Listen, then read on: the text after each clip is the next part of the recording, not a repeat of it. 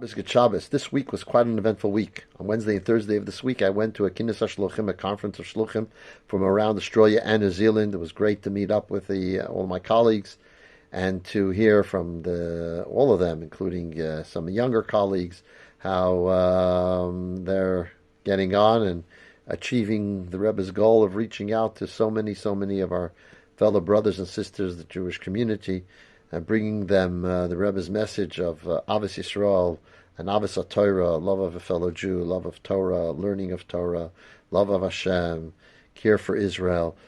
And it was really a great event. But when I got back, actually, whilst I was still there, my son, Rabbi Mendy, who was with me, was actually a little edgy. And the reason he was edgy is because his wife was just about due to have a baby.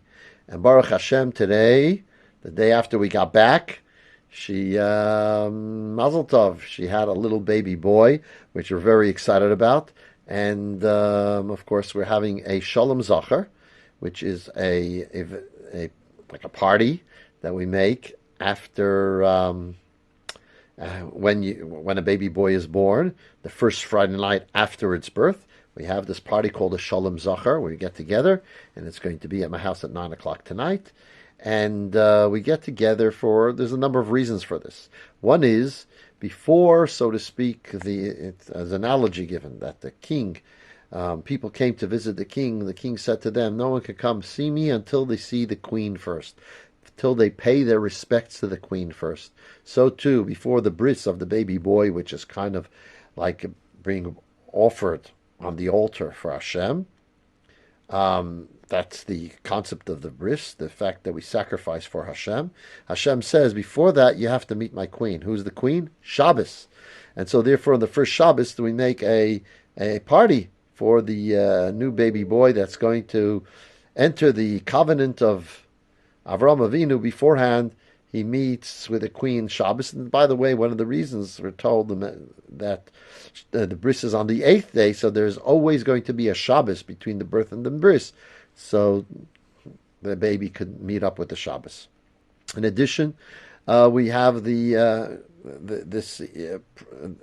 Shalom Zacher, because it's actually a celebration, because the fetus has left the constriction of its mother's womb, and now it's come into this big, beautiful world. And as this celebration from the fear that it had as it leaves its mother's womb, and who knows what the future holds, we actually celebrate it with it, and we tell them, hey, you've come to a great place.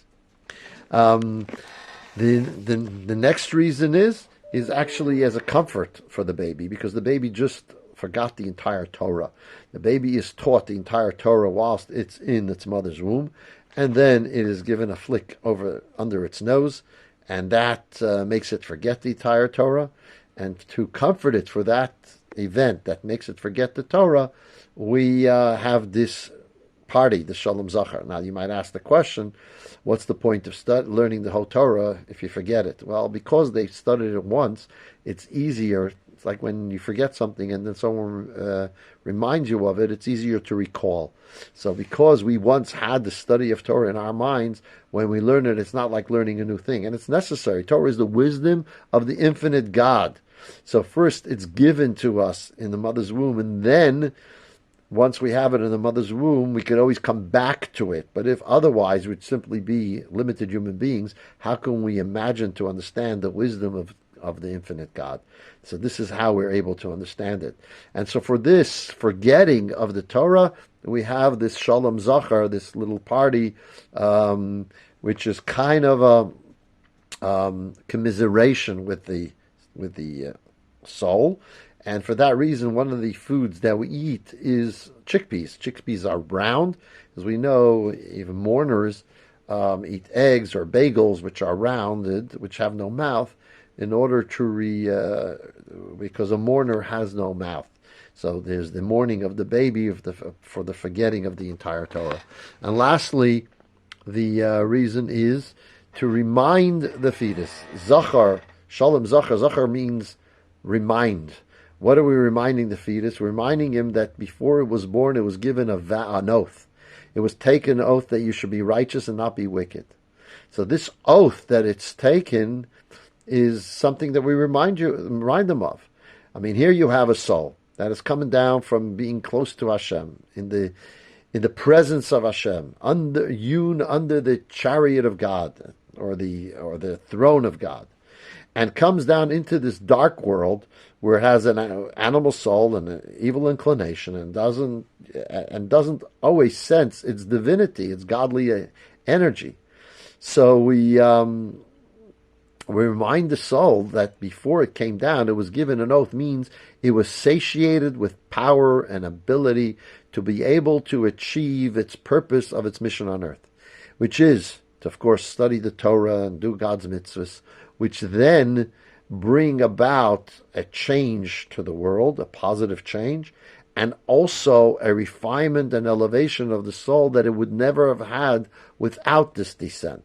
Hashem would not have sent, so to speak, a part of himself into this world, a world where he is concealed, if it wasn't for a greater good, not only for the world, but for the soul itself. It is able to achieve and reach a very, very high level. And this is what we're reminding the child. You're coming into this world, you have been given the power to deal with all your the things that seem to be limiting, and to overcome all challenges, and to imbue the entire world with goodness and light. And let's hope this little baby will not have any challenges. It'll have a life of hope and positivity and goodness and Torah and light. And knowing Rabbi Mendy and Chani, its parents, it will be raised in the most beautiful, warm, Hasidic home. And so, Mazal Tov, any of you who are able to, in the short period notification, come to my home at 9 o'clock tonight for Shalom Zachar. I'd love to see you. Good Shabbos.